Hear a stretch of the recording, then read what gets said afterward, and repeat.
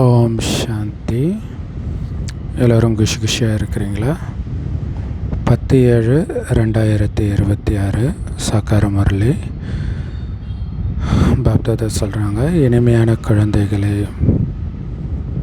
குழந்தைங்களுடைய பையை அழிவற்ற ஞான ரத்தினங்கள்னால நிரப்புறதுக்காக பாபா வந்திருக்கிறார்.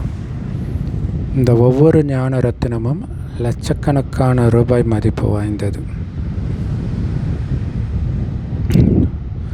ஸோ இங்கே பையை நிரப்புறதுன்றது ஆத்மாவை நிரப்புறது தான். இல்லை, ஜென்ரலாக பையில் தான் நிரப்பிக்குவாங்க. அந்த மாதிரி நம்ம ஆத்மாவில் நிரப்புறதுனால பையை நிரப்புகிறேன் அப்படின்னு சொல்கிறார். இந்த அழிவற்ற ஞான ரத்தினங்கள் எந்த அளவுக்கு புத்தியில் தாரணை ஆகுதோ அந்த அளவுக்கு சொர்க்கத்தில் உங்களுக்கு ஸ்தூல ரத்தினங்கள், அழகான ஆரோக்கியமான உடல், நல்ல உறவுகள், நீண்ட ஆயுள் எல்லாமே கிடைக்கும். ஸோ அதனால தான் இந்த ஞான ரத்தினத்தை சாதாரணமாக நினைக்காதீங்க. கோடிக்கணக்கான ரூபாய் மதிப்பு வாய்ந்தது ஒரு ஞான ரத்தினமும், ஒரு வார்த்தையும். அதை திரும்ப திரும்ப மனதுக்குள்ளே சிந்தனை பண்ணும்போது தான் உங்களுக்கு தெரியும் அதோடைய பவர்.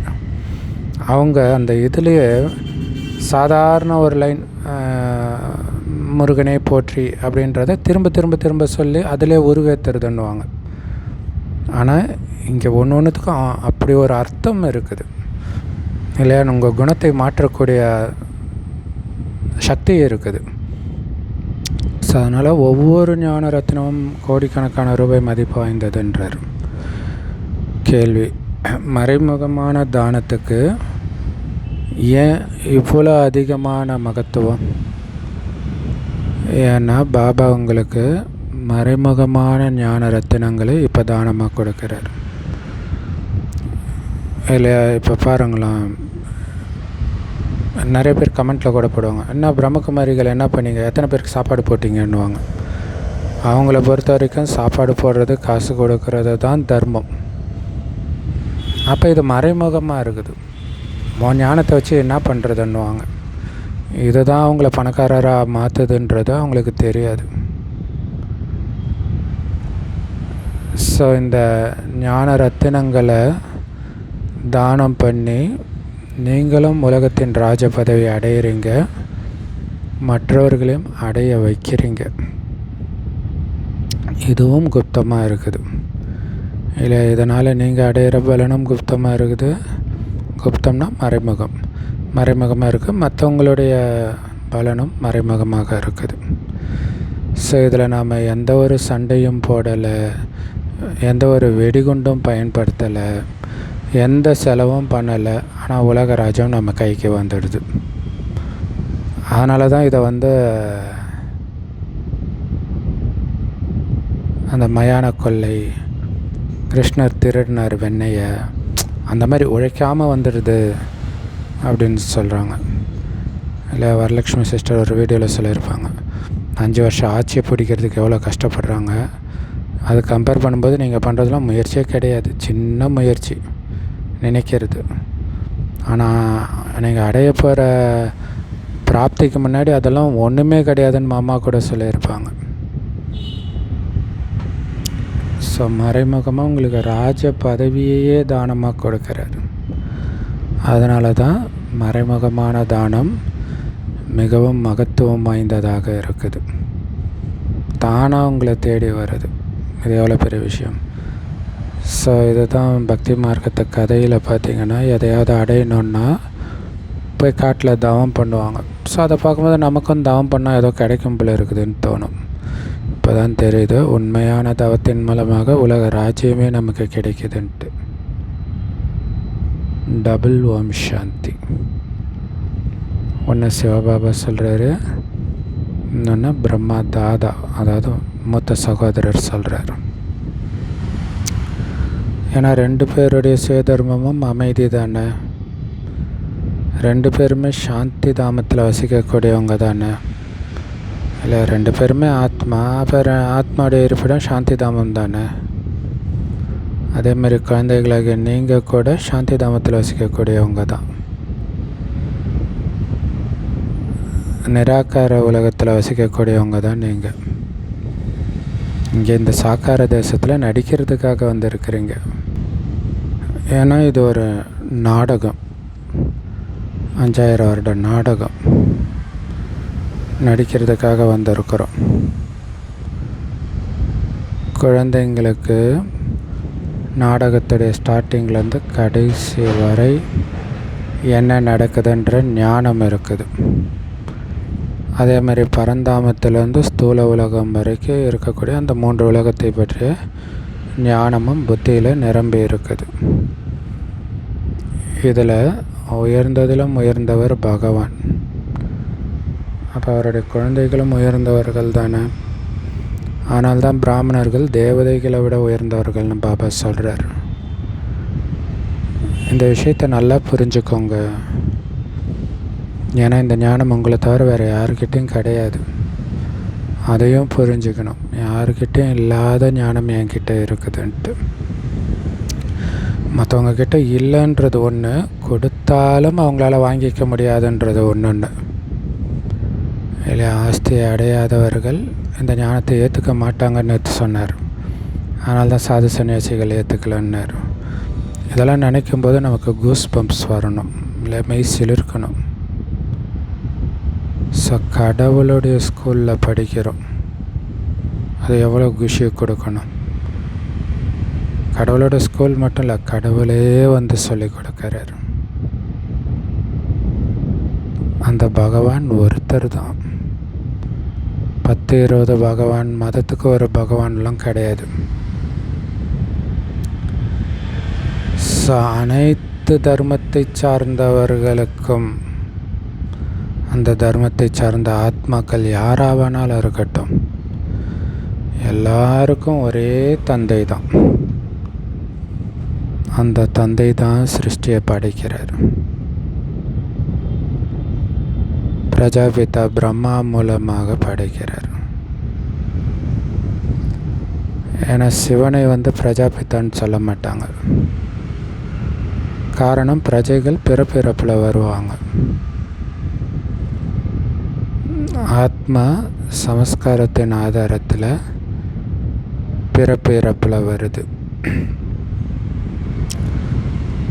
அது ஆக்சுவலாக ஒரு ஜென்மத்திலேயே நம்ம பார்க்குறோம்ல, அவங்கவுங்க குணத்திற்கேற்ற மாதிரி அடுத்தடுத்த காட்சிகள் அமையிறத பார்க்குறோம். குணம் மோசமாக இருந்தால் அதற்கேற்ற மாதிரி உங்கள் தொடர்பில் வரவங்களும் வருவாங்க. ஸோ அதே மாதிரி அடுத்தடுத்த ஜென்மம் எடுக்கும்போதும் ஆத்மா வந்து அதோடைய குணத்திற்கு ஏற்ப தான் பிறவி எடுக்குது. ஸோ அதனால் ரொம்ப கவனம் வைக்கணும் குணத்தில். குணத்தை வச்சு தான் எல்லாமே. அந்த குணத்தை தான் கற்றுக் கொடுக்குறார். அதில் அந்த குணம் வந்து செய்கிற காரியத்தின் மூலமாக வெளிப்படும். ஸோ அதனால தான் கர்மாவை பற்றி, கர்மத்தின் விளைவை பற்றி கற்றுக் கொடுக்கிறேன்னு பாபா சொல்கிறார். ஸோ இப்போ சிவபாபா இந்த ஞானத்தை கொடுக்கணும்னா பிரம்மா மூலமாக தான் கொடுக்கணும். இப்போ மறுபடியும் பிரஜாபிதா பிரம்மா வேணும். அவர் மூலமாக தான் புது சிருஷ்டியை பாபா படைக்கிறார். பதித்த பாவனா வாங்க அப்படின்னு சிவபாபாவை தான் நம்ம கூப்பிடுறோம். உலகம் எப்போ தூய்மை இழக்குதோ, உலகத்திற்கான முடிவு எப்போ வருதோ, அப்போ தான் தூய்மையற்றவர்களை தூய்மையாக்கிறதுக்காக பாபா வரார். ஒரே முறை தான் வரார். அவர் வரும்போது அவ்வளோதான், பழைய உலகம் முடிஞ்சிடும்.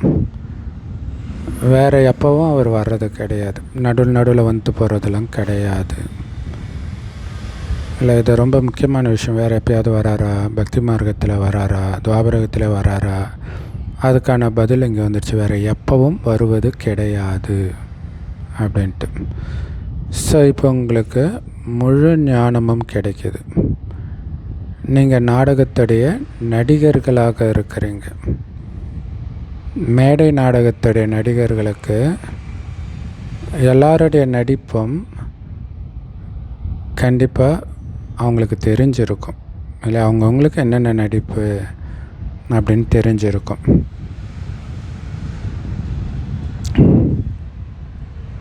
ஆக்சுவலாக எல்லாருடைய நடிப்புமே அவங்களுக்கு தெரியும். அதே மாதிரி தான் இங்கே நாம் தெரிஞ்சுக்கிறோம். அவங்கவுங்களுடைய பாகம் பதிவாகி இருக்குது. அந்த அளவுக்காவது தெரிஞ்சுக்கிட்டால் போதும்.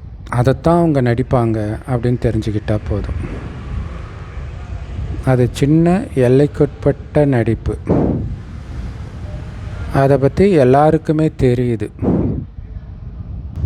ஸோ அது எல்லைக்குட்பட்ட ட்ராமா, எல்லைக்குட்பட்ட நடிப்பு. அதே மாதிரி இது எல்லைக்கு அப்பாற்பட்ட ட்ராமா. மற்றபடி அந்த எல்லைக்குட்பட்ட ட்ராமாவை பல ஜென்மமாக நீங்கள் பார்த்துட்டு தான் வந்திருக்கிறீங்க. எப்படி வேணுமோ அப்படி நம்ம மாற்றி எழுதிக்கலாம். அது சின்னதாகவும் இருக்குது. ஆனால் இதை அப்படி மாற்றி எழுத முடியாது. மிகப்பெரிய எல்லையற்ற நாடகம், ஏற்கனவே உருவாக்கப்பட்ட நாடகன்றார். இதில் எதுவுமே மாறாது. ஸோ இப்போ இந்த நாடகத்துடைய சத்தியுகத்திலேருந்து கலியுகத்தின் கடைசி வரை இப்போ தெரிஞ்சிருக்கிறீங்க சாரமாக. அதில் சத்தியுகத்தில் நம்மளுடைய குணம் உயர்ந்ததாக இருந்தது, கலியுகத்தில் குணம் தாழ்ந்ததாக ஆயிடுச்சு. எல்லையற்ற தந்தைக்கிட்ட இருந்து நமக்கு எல்லையற்ற சொத்து கிடைக்கிது. பிறகு எல்லைக்குட்பட்ட தந்தைக்கிட்ட இருந்து எல்லைக்குட்பட்ட ஆஸ்தி கிடைக்கிது. ராஜாக்களாக யார் மாறுறாங்களோ அவங்க கண்டிப்பாக அதுக்கு முந்தைய ஜென்மத்தில் தான புண்ணியங்கள் செஞ்சுருப்பாங்க. அதனால் ஒரு பிறவிக்காக ராஜா ஆகிறாங்க. ஸோ இது எவ்வளோ பெரிய விஷயம் இல்லையா?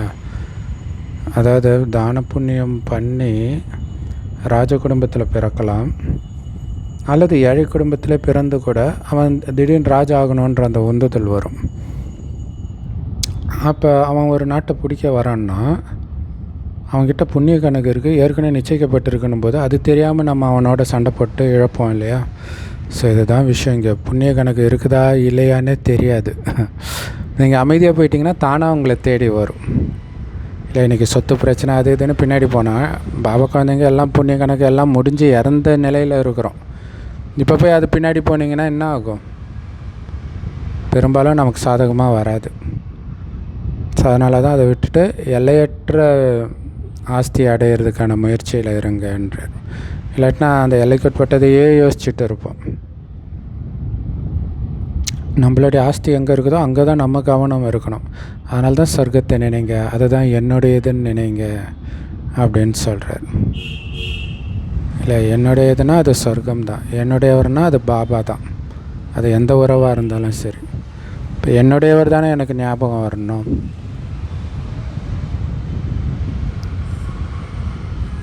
மற்றபடி இந்த புண்ணியம் செஞ்சு ராஜாவாக பிறக்கிறவங்க அதுக்கு அடுத்த ஜென்மத்தில் மறுபடியும் அதே மாதிரி தான் ஆவாங்கன்றதெல்லாம் கிடையாது. ஒருவேளை புண்ணியம் செஞ்சால் ஆவாங்க, ஆகலை. ஏன்னா பெரும்பாலும் அந்த ராஜ பதவி கிடச்சானே அகங்காரம் இதெல்லாம் வந்துடும். ஏன்னா அதை தூண்டுற மாதிரி சூழ்நிலையும் வரும். நீங்கள் ஆனால் சத்தியுகத்தில் அப்படி கிடையாது. எந்த போரும் நடக்காது, எந்த பாவமும் செய்ய மாட்டோம். அதனால் அடுத்தடுத்து ராஜ குடும்பத்திலே பிறப்போம். சத்தியுகத்தில் ராஜாக்கள் மகாராஜாக்களாக இருந்தீங்க. பிறகு துவாபரகத்தில் உங்கள் ராஜ்யம் மறைஞ்சிடுது. பிறகு பக்தி மார்க்கம் ஆரம்பிக்குது. அப்போ சத்தியுகத்தின் ராஜாக்களாக இருந்தவர்களே இங்கே தானம் புண்ணியம் செய்கிறாங்க. அதனால் அவங்களும் ராஜ்யத்தில் போகிறாங்க அப்படின்னு நினைக்காதீங்கன்றார். ஆனால் அவங்க விகாரி ராஜாக்கள் ஆகிறாங்க. பூஜைக்குரியவராக இருந்த நீங்களே பூஜாரி ஆகிறீங்க.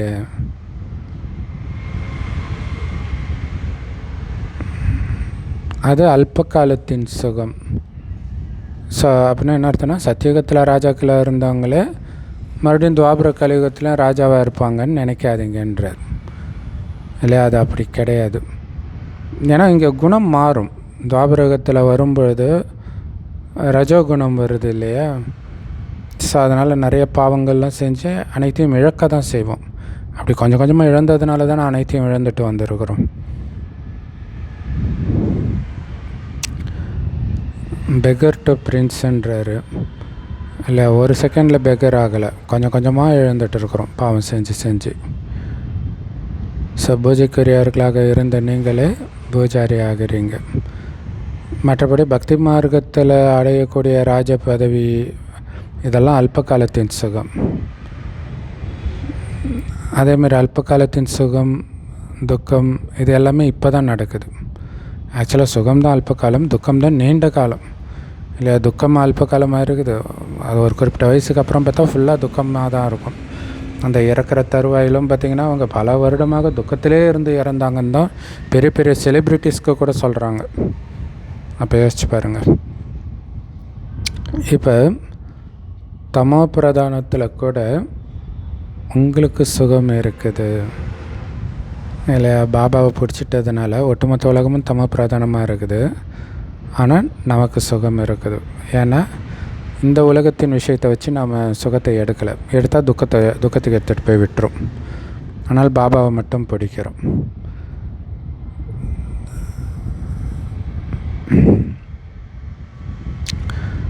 சண்டை சச்சரவுகள் மூலமாக நாம் ராஜ்யத்தை அடையலை.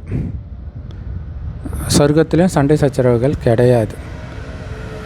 அது பிற்காலத்தில் தான் சண்டை சச்சரவுகள்லாம் தோன்றுது. துவாபரத்துலேயும் ஆரம்பத்தில் தோன்றுறது. மற்ற தர்மத்தினர் லட்சக்கணக்கானவர்களாக மாறும் பொழுது தான் சண்டை ஏற்படுது. கம்மியாக இருக்கும்போது அவங்க அமைதியாக தான் இருப்பாங்க இல்லையா? அதிகமாகும் பொழுது தான் சண்டை ஏற்படுது. குழந்தைகளாகிய உங்களுக்கு சத்தியுகம், திரேத்தாயுகம், துவாபர யுகத்திலும் சுகம் இருக்குது. எவ்வளோ சூப்பரில் 3/4 பங்கு சுகம்ன்றார் நமக்கு. தமோ பிரதானமாகும்போது தான் கொஞ்சம் துக்கம் ஏற்படுதுன்றார்.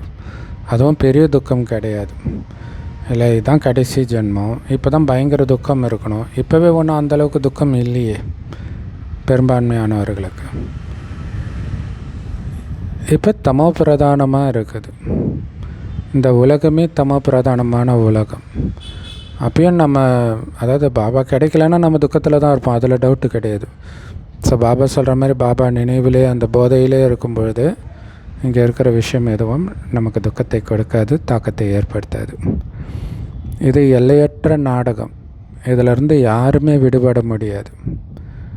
மனிதர்கள் துக்கத்தில் இருக்கும் பொழுது எதுக்கு தான் பகவான் இப்படிப்பட்ட ஒரு விளையாட்டை படைச்சாரோன்னு கேட்குறாங்க.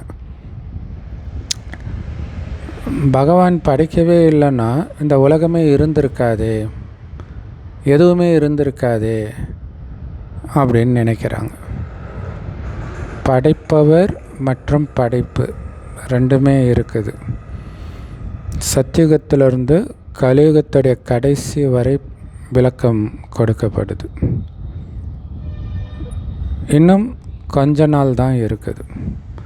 ஆனால் கரெக்டு தான், பாபா வரலன்னா அவ்வளோதான், மொத்தமாக அழிஞ்சிடும். சேர்த்தா தானே மறுபடியும் அடுத்த யுகத்துக்கு வர்றதுக்கு. ஸோ அதனால தான் அது படைப்புன்னு சொல்லப்படுது. எல்லாருக்குள்ளேயும் நிரப்புறார் அவங்கவுங்க சக்திக்கு ஏற்ப. இன்னும் கொஞ்ச நாள் தான் இருக்குது. நீங்கள் கண்ணு முன்னாடி பார்ப்பீங்க. பாபா எல்லாத்தையும் முன்னாடியே காட்ட மாட்டார். 5000 வருடத்தில் இந்த சக்கரம் முடிய இன்னும் கொஞ்சம்தான் இருக்குது. அதனால் கடைசியில் அந்த நேரம் எப்படி இருக்கும்னு இப்போவே காட்ட முடியாது. எப்போ நடக்குமோ அப்போ அதை சாட்சியாக இருந்து பார்ப்பீங்கன்றார். எது நடக்கணுமோ அது முந்தைய கல்பத்தை மாதிரியே கண்டிப்பாக நடக்கும். அதுக்கான ஏற்பாடுகள் நடந்துக்கிட்டு இருக்குது. நாம் விலகி சாட்சி ஆகிறதுக்கான முயற்சி பண்ணணும். கர்மாதீத்த நிலை அடையணும். கண்டிப்பாக விநாசம் நடக்கும். ஏன்னா எல்லாத்துக்கும் ஏற்பாடு நடந்துட்டு தான் இருக்குது. ஏற்கனவே நாடகத்தில் இதெல்லாம் நிச்சயிக்கப்பட்டும் இருக்குது. கண்டிப்பாக விநாசம் நடக்கும். இப்போ குழந்தைகளாகிய உங்களுக்கு பாபா புரிய வைக்கிறாரு, உங்களுடைய ஆத்மா தமோ பிரதானமாக இருக்குது. அதை இங்கேயே சதோ பிரதானமாக மாற்றணும். இதை இப்போ நீங்கள் புரிஞ்சுக்கிறீங்க. ஸோ விநாசம் எப்படி நிச்சயிக்கப்பட்டு இருக்குதோ அதே மாதிரி தமோ பிரதானமாக இருக்கிற நீங்கள் சதோ பிரதானமாக மாறியே ஆகணும். அதுவும் நிச்சயிக்கப்பட்டு இருக்குது. இப்போவே மாறி ஆகணும், விநாசத்துக்கு முன்னாடியே. அதை ஞாபகம் வச்சுக்கணும். எப்போனாலும் விநாசம் நடக்கும் இல்லையா? ட்ரம்ப்பு தினம் தினம் இன்றைக்கி குண்டு போட்டுறோம், நாளைக்கு குண்டு போட்டுறோன்ற மாதிரி தான் பேசிகிட்ருக்கிறார். ஸோ அதனால் நம்ம ரொம்ப எச்சரிக்கையாக டைம் நெருங்கிடுச்சுன்றதை புரிஞ்சுக்கணும். பாபா குப்தமாக வர்றார். குப்தமாக தான் உங்களுக்கு ஞானம் கொடுத்துட்டு இருக்கிறார். இல்லை சாதாரண ஒரு தாத்தா உடம்புல பேசுகிறார். ஸோ கடவுள் தான் வராருன்றது டக்குன்னு பார்த்தாலும் யாருக்கும் தெரியாது. உலகத்தில் யாருக்குமே இது தெரியல, கடவுள் வந்துட்டுருக்கிறாரு, ஞானத்தை கொடுக்குறாருன்ட்டு. குப்தமாக நீங்கள் உலகத்தின் ராஜ்யத்தையே அடையிறீங்க. எந்த ஒரு சத்தமும் இல்லாமல் உலக ராஜ்யத்தை அடையிறோம். எவ்வளோ சூப்பர் இல்லை? சர்ச்சுக்கு போனால் சத்தம், மசூதிக்கு போனால் சத்தம், இஸ்கான் குரூப்புக்கு போனால் சத்தம், எந்த கோயில் எங்கே போனாலும் மணி சத்தம், அந்த சத்தம், இந்த சத்தம். இங்கே எந்த சத்தமும் கிடையாது. சத்தமே இல்லாமல் உலக ராஜ்யத்தை அடையிறோம். இது எவ்வளோ பெரிய விஷயம் இல்லை? கத்தியின்றி ரத்தமின்றி சுதந்திரம் அடைஞ்சோன்னுவாங்க, ஆனால் சத்தமின்றி அடையிலையே, கோஷம் போட்டுட்டு தானே இருந்தாங்க. இங்கே சத்தமும் இல்லாமல் உலக ராஜ்யத்தை அடையிறோம். இதை தான் முற்றிலும் குப்தமான தானம்னு சொல்லப்படுது.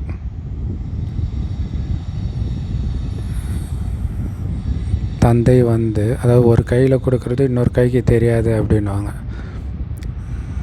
ஆனால் இங்கே மற்றவங்களுக்கு பார்த்தா கூட தெரியல கொடுக்குறாருன்ட்டு.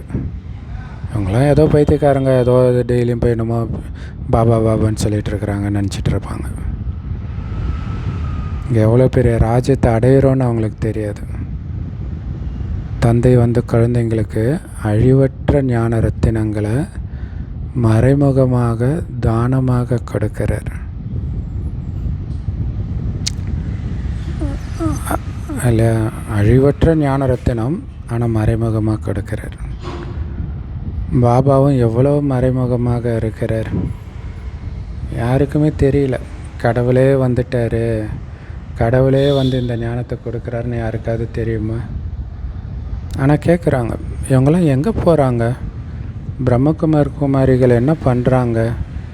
எதையுமே புரிஞ்சிக்கலை.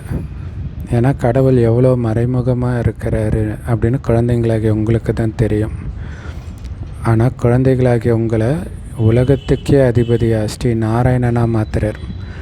எந்த சண்டையும் போடலை, அமெரிக்கா மாதிரி வெடிகுண்டு போடலை, ஒரு பைசா செலவு பண்ணலை, ஆனால் உலக ராஜ்யத்தையே அடையிறோம். ஆனால் இங்கே ஒரு சின்ன ஊரை அடையிறதுக்கு கூட அந்த எலெக்ஷன்லாம் வைப்பாங்க இல்லையா, அதுக்கு எவ்வளோ அடிதடி சண்டையெல்லாம் நடக்குது. ஆனால் தந்தை மறைமுகமாக உலக ராஜ்யத்தையே தானமாக கொடுக்குறார். அழியாத ஞான ரத்தினங்கள்னால நம்மளுடைய பையன் நிரப்புறார். அதனால தான் சிவபாபா கள்ளங்கபடமற்றவர்னு சொல்கிறது. பொக்கிஷங்கள்னால எங்கள் பையன் நிரப்புங்க கள்ளங்கபடமற்றவரே அப்படின்னு சொல்கிறாங்க. அப்படி நிரப்புறார். ஒரு விதத்தில் பார்த்திங்கன்னா இந்த வள்ளலாறு குரூப்லலாம் பார்த்திங்கன்னா அந்த சாப்பாடு போடுவாங்க இல்லையா, அவங்க கணக்கெலாம் பார்க்க மாட்டாங்க. இதுக்கு முன்னாடி தானே நீ வாங்கினா அப்படிலாம் சொல்ல மாட்டாங்க. எவ்வளோ கேட்டாலும் கொடுத்துக்கிட்டே இருப்பாங்க. ஸோ பாபா கொடுத்துட்டு இருக்கிறதோடைய நினைவார்த்தம் தான் அது கூட. சிவபாபா அழிவற்ற ஞான ரத்தினங்கள்னால நம்முடைய பையை நிரப்பிட்டு இருக்கிறாருன்னு நமக்கும் தெரியும். ஸோ அதனால் ஒவ்வொரு ரத்தினமும் கோடிக்கணக்கான ரூபாய் மதிப்பு வாய்ந்தது, கோடான கோடி ரூபாய் மதிப்பு வாய்ந்தது. அதனால தான் கோடீஸ்வரன் சொல்கிறாங்க போல இருக்குது இல்லையா? ஈஸ்வரன் தான் நம்மளை கோடீஸ்வரனாக மாற்றுறார். நீங்கள் எவ்வளோ ரத்தினங்களை கொடுக்குறீங்க இல்லையா? அதுக்கு முன்னாடி நல்ல புண்ணியம் பண்ணிட்டு வந்திருப்பாங்க, இங்கே ஏதோ பிஸ்னஸ் பண்ணுவாங்க, சல்லுன்னு வந்துடும். அவங்க தப்பாக அது தன்னுடைய திறமைன்னு நினச்சிக்கிறாங்க. அது புண்ணியத்தினால வருதுன்னு அவங்களுக்கு தெரியல. புண்ணியம் தீர்ந்தவொடனே எதை தொட்டாலும் இல்லை, பெரிய பெரிய பிஸ்னஸ் மேன்லாம் சூசைட் பண்ணுறதெல்லாம் பார்க்குறோம்ல திவாலாகி. ஸோ எல்லாமே தான புண்ணியத்தில் தான் இருக்குது. நீங்கள் எவ்வளோ ரத்தினங்களை கொடுக்குறீங்க, நீங்கள் எவ்வளோ வள்ளலாகிறீங்க, ஆனால் மறைமுகமாக இருக்குது. தேவதைகளுக்கு எவ்வளோ ஆயுதங்கள் கொண்ட கைகளை கொடுத்துருக்குறாங்க. உண்மையிலேயே அந்த மாதிரி ஸ்தூல ஆயுதம்லாம் எதுவும் கிடையாது. சத்தியுகத்தில் தேவதைகளுக்குன்னா இத்தனை கைகளாக இருக்கும்.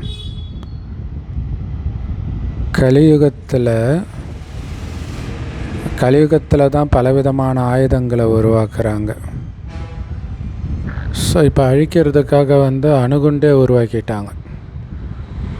அதனால் இனிமேல்ட்டு வாள், அம்பு இதெல்லாம் வச்சு என்ன பண்ண போகிறாங்க? துப்பாக்கி கூட வச்சு என்ன பண்ண போகிறாங்க? இப்போ எதுவுமே போய் நேரடியாக அடிக்கிறது இல்லை, எல்லாம் ஏவுகணை மூலமாக தானே யுத்தம் நடக்குது. ஸோ இங்கே பாபா ஞானவாள், ஞான விஷயங்களை சொல்கிறார். ஞானவாள், ஞானவேல், இதை அவங்க ஆயுதம்னு தப்பாக புரிஞ்சுக்கிறாங்க. அப்படிலாம் எந்த ஆயுதமும் கிடையாது. உங்களுக்கு மறைமுகமாக இப்போ இந்த ஞான வாள் தானமாக கிடைச்சிருக்குது.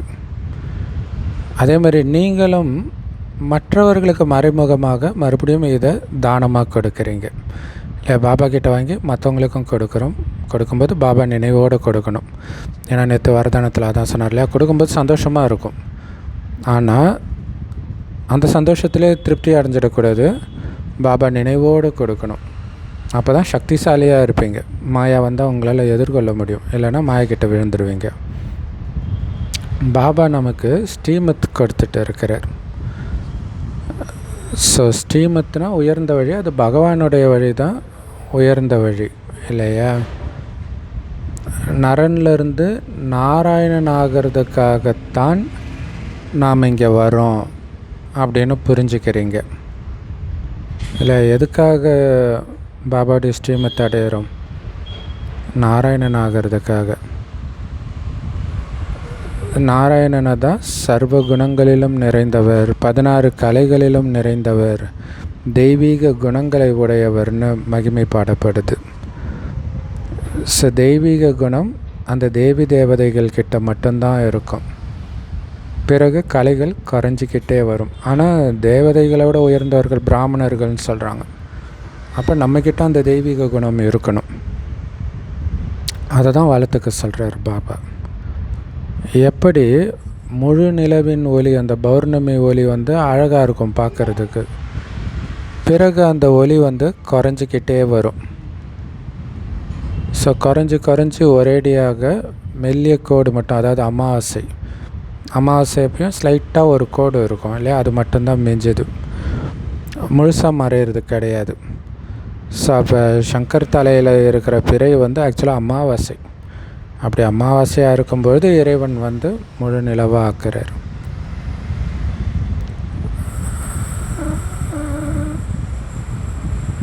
இப்போ உங்களுடையது எல்லையற்ற விஷயம்.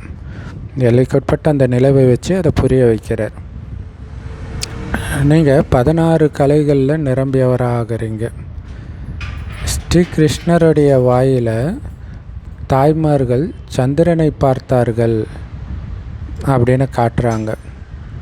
இது சாட்சாத்காரத்தின் விஷயம்.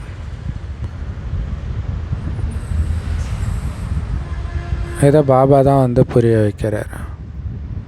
உலகத்தையே பார்த்தாங்கன்னுவாங்க, சந்திரனை பார்த்தாங்கன்னு சொல்கிறாங்க. அப்போ சந்திரன்னா எதை பார்த்துருப்பாங்க? முழு நிலவு, பௌர்ணமி நிலவு. ஏன்னா அவர் அனைத்து கலைகளிலும் நிரம்பியவராக இருக்கிறதுனால. இப்போ நீங்கள் அதேமாரி முழுமையானவராக மாறணும். மாயாவுடைய முழுமையான கிரகணம் பிடிச்சிருக்குது உங்களை. மீதி ஒரு மெல்லிய கோடு தான் இருக்குது. ஆல்மோஸ்ட் ஆத்ம தீபம் மொத்தமாக அணையிற நேரத்தில் பாபா எண்ணெய் ஊற்றுறார். செம இல்லை? ஏணியில் இறங்கிக்கிட்டே இருக்கிறீங்க. எல்லோருமே ஏணியில் இறங்கத்தான் வேணும். அப்போ தான் எல்லோரும் வீட்டுக்கு திரும்ப போக முடியும். ஸோ இது செம சூப்பரில், எல்லோரும் இறங்கினா தானே வீட்டுக்கு போக முடியுன்றார். இதான் நாடகம். கரெக்டு தானே? எல்லோரும் இறங்கினா தான் மறுபடியும் நிரப்பிக்க முடியும். அவங்கவுங்க சக்திக்கு ஏற்ப தான் நிரப்புவாங்க. யார் அதிகமாக நிரப்புகிறாங்களோ அவங்க ஆரம்பத்திலே வருவாங்க. ஸோ இப்போ அது வரைக்கும் கம்மியாக நிரப்புனவங்க எங்கே இருப்பாங்க? அதுக்கு தான் வீட்டுக்கு போகிறது.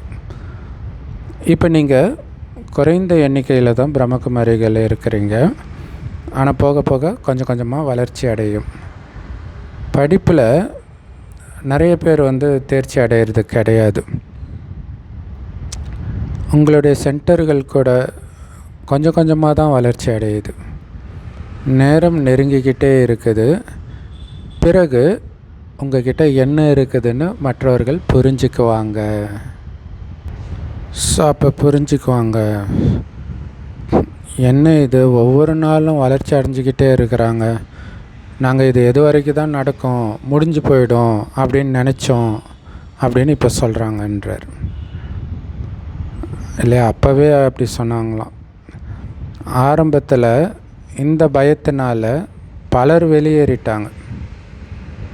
என்ன நடக்கும்னு தெரியலையே, ஸோ அதனால் இங்கேயும் இல்லை அங்கேயும் இல்லை, இதுக்கு பதிலாக நம்ம வெளியேறிடலாம் அப்படின்ட்டு நிறைய பேர் வெளியேறிட்டாங்க. ஏன்னா அவ்வளோ பிரச்சனைகள் ஆரம்பத்தில் ஏகியத்துக்கு வந்துச்சு. அவங்கள சிலர் மீண்டும் திரும்பி வந்துட்டு இருக்கிறாங்க இல்லை, பிரச்சனை கொஞ்சம் நார்மலான பிறகு வந்துட்டாங்க. ஸோ பாபா எவ்வளோ ஈஸியாக புரிய வைக்கிறார். இந்த அபலைகளுக்கு, அகல்யா போன்றவர்களுக்கு எந்த துன்பமும் பாபா கொடுக்கறது கிடையாது. இவங்களையும் சீர்திருத்தணும். பாபா எங்களுக்கு எதுவும் எழுத படிக்க தெரியாதுன்னு சொல்கிறாங்க. பாபா சொல்கிறார், எதுவும் படிக்க தெரியலன்னா ரொம்ப நல்லது. ஏன்னா சாஸ்திரம் இதையெல்லாம் நீங்கள் படிச்சிருந்தீங்கன்னா அதை எல்லாத்தையும் இங்கே மறக்கணும். மறங்கன்னு தான் பாபா சொல்கிறார். நான் அதிகமாக எதையுமே உங்களை படிக்க வைக்கலை. ஜஸ்ட்டு என்னை நினைவு செய்யுங்க. நினைவு செஞ்சிங்கன்னா ராஜ பதவி உங்களுடையது ஆகிடும்னு மட்டும்தான் புரிய வைக்கிறேன் அப்படின்னு சொல்கிறார். அவ்வளோதான். அவரை நினச்சாலே நம்முடைய படகு கரை சேர்ந்துடும். ஸோ குழந்தை பிறந்துச்சுன்னா அப்பான்னு சொல்லும். அவ்வளோதான். அந்த அப்பாவுடைய சொத்துக்கு உரிமையாளர் ஆகிடும் அந்த குழந்தை.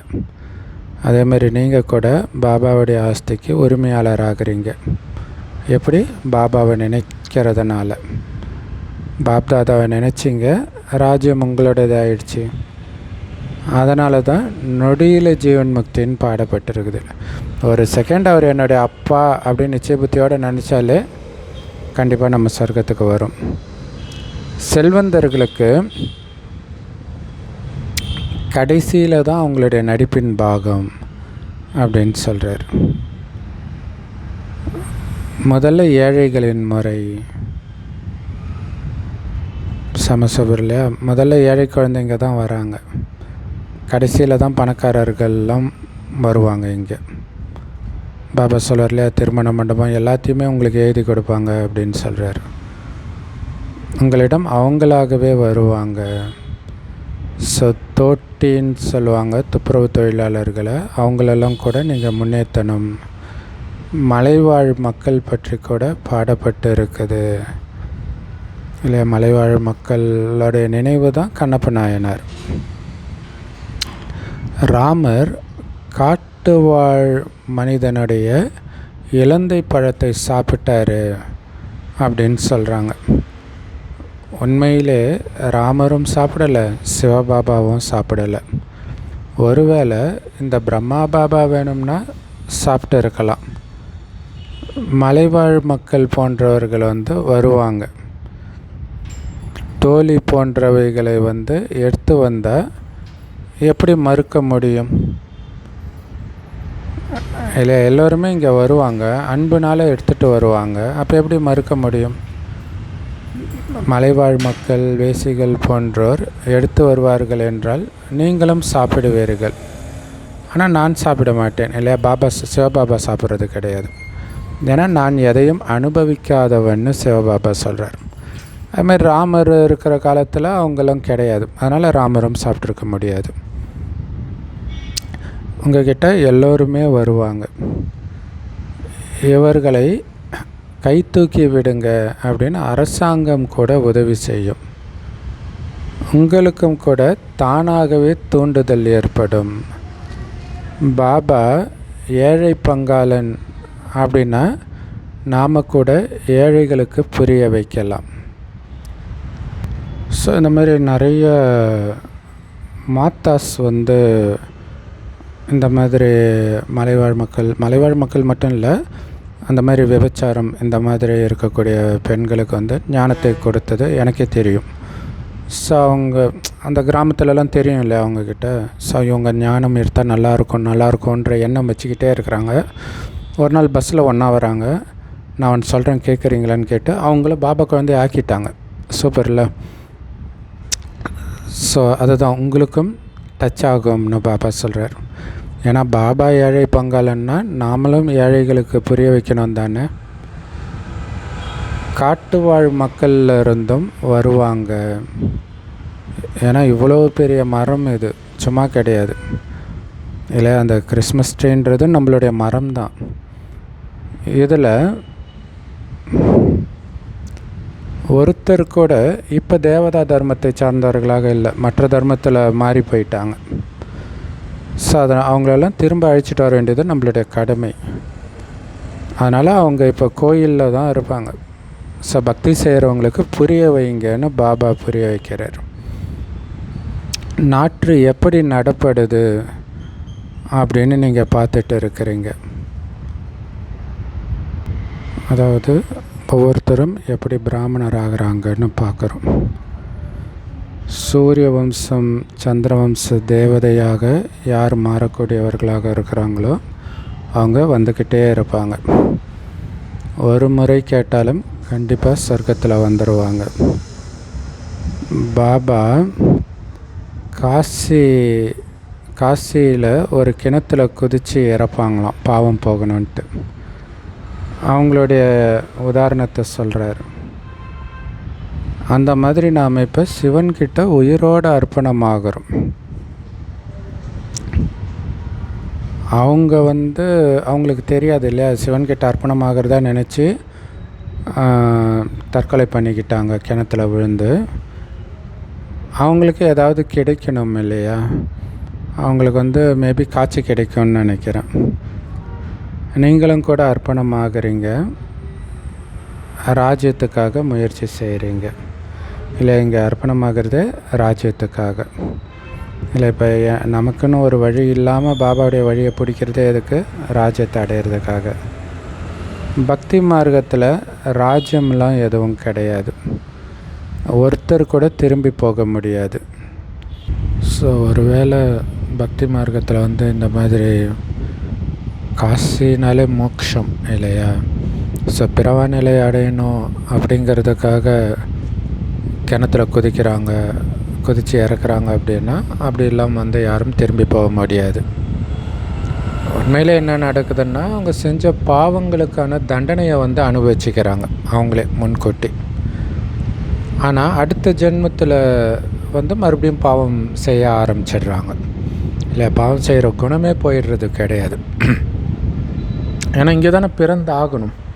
சொர்க்கம் இன்னும் வரலையே, யாரும் திரும்பவும் போகவும் முடியாது. ஏன்னா நம்பர் 1 இருக்கிற நீங்களே 84 பிறவிகள் எடுத்து தான் ஆகணும். அப்படி இருக்கும்போது அவங்க எப்படி போயிட முடியும்?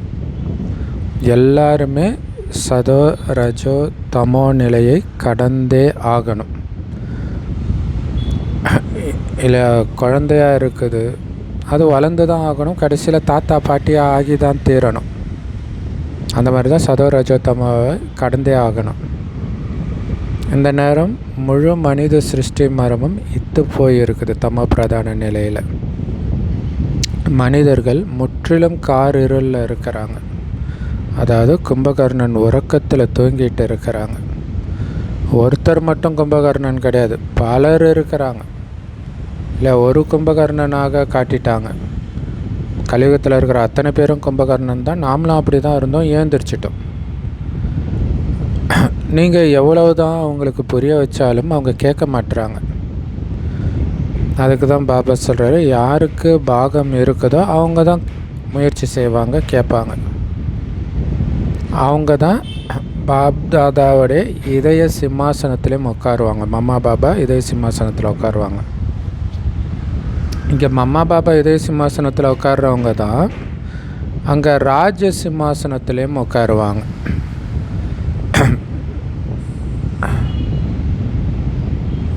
ஸோ நிறைய பெண் குழந்தைகள் இருக்கிறாங்க.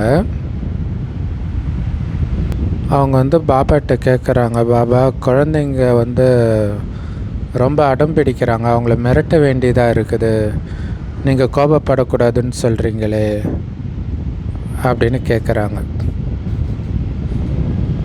பாபா சொல்கிறார், குழந்தைங்களுக்கு வந்து அந்தளவுக்கு புரிதல் இருக்காது இல்லையா.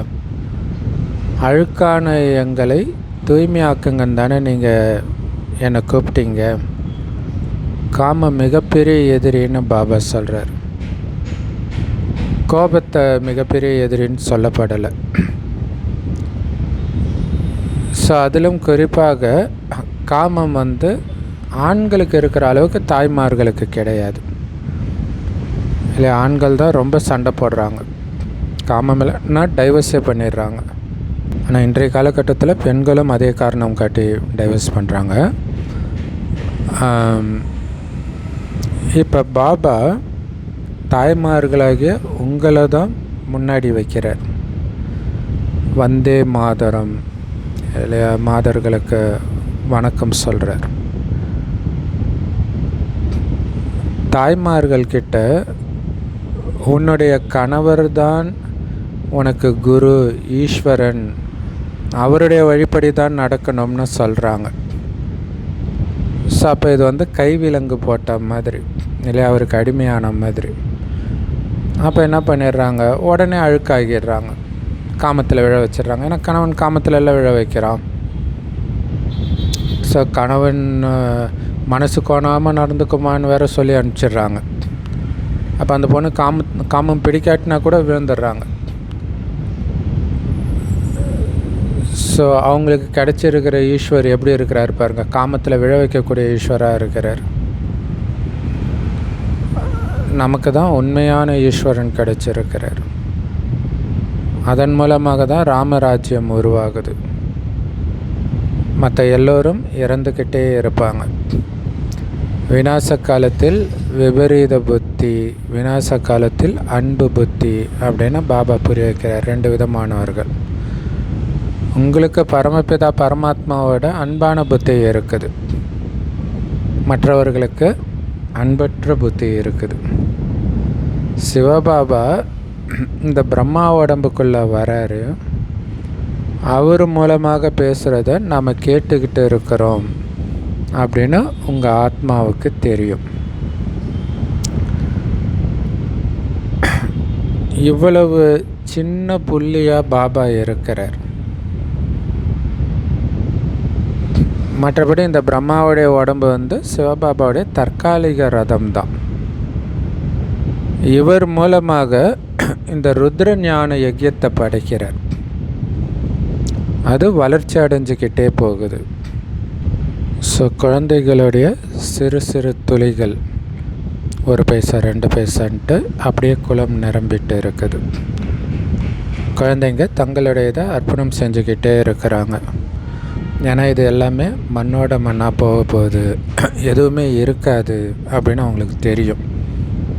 அதனால் இவ்வளவாச்சும் பயன்படட்டுமே அப்படின்னு எகித்து கொடுக்குறாங்க. ஸோ இதோடைய நினைவு தான் சுதாமா தன்கிட்ட இருந்த 1 பிடி அவலை கொடுத்தாரு அப்படின்னு காட்டுறாங்க. ஸோ பெண் குழந்தைங்க வந்து பாபா கிட்ட 1 பிடி அரிசி அல்லது 6 ரூபாய் 8 ரூபாயெலாம் அனுப்புகிறாங்க. ஆக்சுவலாக அவங்களே வந்து ரேஷன் அரிசி சாப்பிட்டுட்டு இருப்பாங்க. அந்த ரேஷன் அரிசியை மிச்சப்படுத்தி சென்டருக்கு கொடுப்பாங்க. இப்போவும் அந்த மாதிரி நிறைய பேர் இருக்கிறாங்க.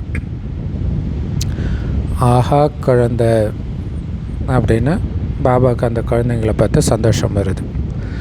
ஏன்னா பாபா ஏழை பங்காளன் அல்லவா. இது எல்லாமே நாடகத்தில் நிச்சயிக்கப்பட்டிருக்குது.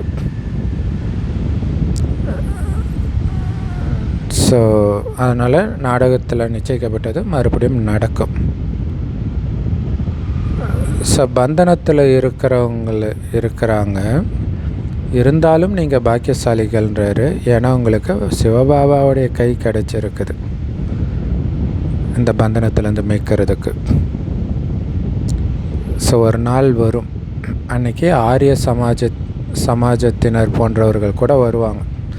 ஸோ அவங்களும் தங்களை உயர்ந்தவர்களாக நினச்சிட்ருக்குறாங்க. அவங்களும் வருவாங்க. வேறு எங்கே போவாங்க? முக்தி ஜீவன் முக்திக்கான கடை இது ஒன்று தானே. தண்டனைகளை அடைஞ்சு எல்லோரும் முக்திக்கு போகணும். இது அழிவுக்கான தருணம். எல்லோரும் திரும்பி போவாங்க. இது பிரியதர்ஷனுடைய ஊர்வலம்.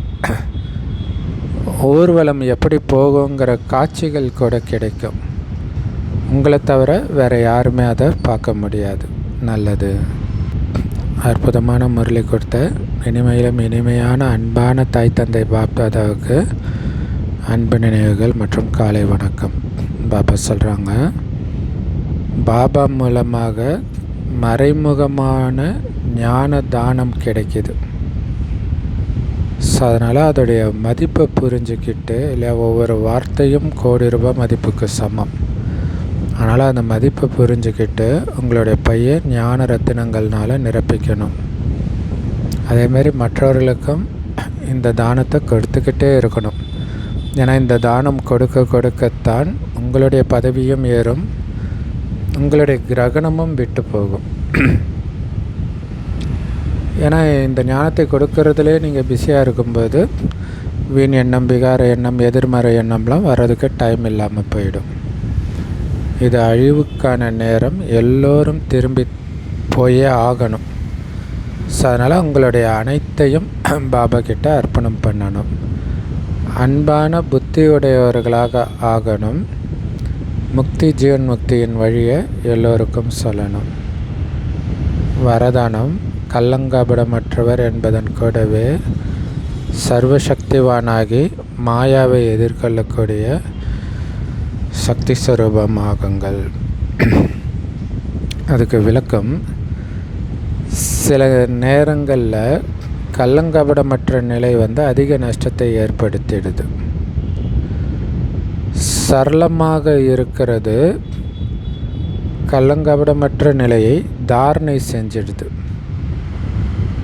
ஆனால் பிரச்சனைகளை எதிர்கொள்ள முடியாத அளவுக்கு கள்ளங்கபடமற்றவர்களாக ஆகிடாதீங்க.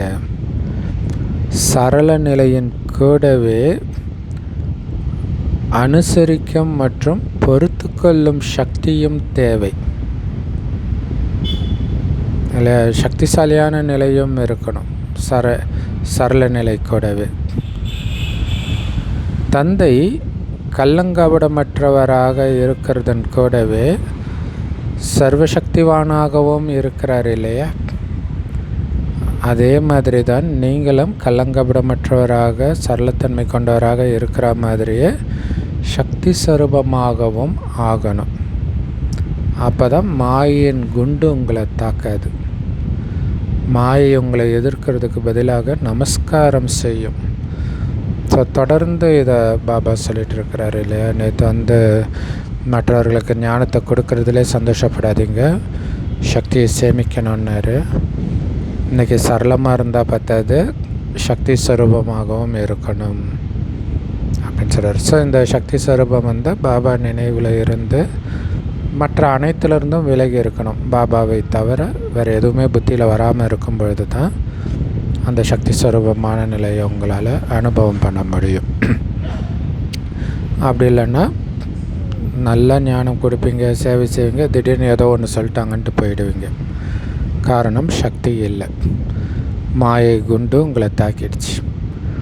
இதே பாபா நினைவிலிருந்து விலகி இருந்து எது வேணாலும் எப்போ வேணாலும் வரும், நான் சக்தி ஸ்வரூபமாக இருக்கிறேன், இந்த ஸ்வமானத்தில் இருந்தீங்கன்னா உங்களுக்குள்ள சகித்துக்கொள்ளும் சக்தி நிரம்பி இருக்கும். அப்போ மாயை உங்களை எதிர்க்காமல் நமஸ்காரம் செய்யும். ஸ்லோகன், தன்னுடைய மனதின் நினைவுக்கான கொடியை பறக்க வச்சிங்கன்னா பிரத்யக்ஷத்தா கொடியும் பறக்க ஆரம்பிச்சிடும். இல்லை, பாபாவுடைய நினைவு நிரந்தரமாக இருந்துச்சுன்னா உங்களுடைய குணம் தெய்வீகமாக இருக்கும், உங்களுடைய முகம் தெய்வீகமாக இருக்கும். ஏன்னா உங்கள் முகத்தின் மூலமாக, குணத்தின் மூலமாக, நடத்தையின் மூலமாகத்தான் பாபா பிரத்யக்ஷமாவார், அதாவது வெளிப்படுவார். ஸோ அதுக்கு ஆதாரமாக இருக்கிறது என்னென்னா பாபாவுடைய நினைவு. நினைவு அவர் ஒருத்தருடைய நினைவில் மட்டும் மூழ்கி இருக்கிறது. அவ்யக்தேஸ்வரா ஜுவாலா ஸ்வரூபஸ்திதியில் இருந்து சக்திசாலி நினைவின் அனுபவம் செய்யுங்கள். விசேஷமாக நினைவு யாத்திரையை சக்திசாலியாக ஆக்குங்க. ஸோ பாபா நினைவில் இருந்து நம்ம சொர்க்கத்துக்கு போகிறோம். ஸோ அதனால தான் அதை யாத்திரைன்னு சொல்கிறோம். நினைவின் மூலமாகவே போகிறதுனால அந்த யாத்திரையை சக்திசாலி ஆக்குங்க. அப்படின்னு அர்த்தம், இப்படி அப்படி எங்கேயுமே திரும்பாமல் இலக்கை நோக்கி மட்டும் போகணும், இலக்கில் மட்டும்தான் கண்ணு இருக்கணும். அதுதான் சக்திசாலியான நினைவு யாத்திரை. ஞான ஸ்வரூபத்தின் அனுபவியாகுங்கள். என்ன ஞானம் சொல்கிறீங்களோ அதன் ஸ்வரூபமாக அனுபவியாக ஆகணும். சிரேஷ்ட ஆத்மாக்களாகிய உங்களுடைய சுபவிருத்தி அல்லது நன்மைக்கான விருத்தி மற்றும் சக்திசாலியான சூழ்நிலை, அலைஞ்சிட்டு இருக்கிற, தடுமாறிட்டு இருக்கிற, கூக்குரலிட்டு இருக்கிற பல ஆத்மாக்களுக்கு ஆனந்தம், அமைதி மற்றும் சக்தியின் அனுபவத்தை செய்விக்கும். ஸோ உயர்ந்த ஆத்மாக்களாகிய உங்களுடைய சுபமான உள்ளுணர்வு, உலகத்துக்கு நன்மை செய்யணும் அப்படிங்கிற அந்த உள்ளுணர்வு சக்திசாலியான வாயுமண்டலத்தை உருவாக்கும், சக்திசாலியான சூழ்நிலையை உருவாக்கும். ஸோ இதுதான் பலகீனமாக தடுமாறிட்டு இருக்கிற ஆத்மாக்களுக்கு அந்த அமைதியின் சக்தியை அனுபவம் செய்ய வைக்கும். ஸோ அப்படி வாயுமண்டலத்தின் மூலமாக அவங்களுக்கு சேவை நடந்துகிட்ருக்கு. அதுதான் மனசா சேவை, ரொம்ப முக்கியமான சேவையாக, முதன்மையான சேவையாக பாபா சொல்கிறார். ஸோ அதுதான் ஞான ஸ்வரூபமாகிறது இல்லையா, லைட் ஹவுஸ் மைட் ஹவுஸ் ஆக சொல்கிறார் இல்லையா. ஸோ அப்படி லைட் ஹவுஸ் மைட் ஹவுஸ் ஆகிறது தான் நினைவு யாத்திரை சக்திசாலியாக ஆக்கிறதும் கூட. ஓம் சாந்தி. Love you Bap Dada. Thank you Bap Dada. குஷியாக இருங்க, குளிர்ச்சியாக இருங்க.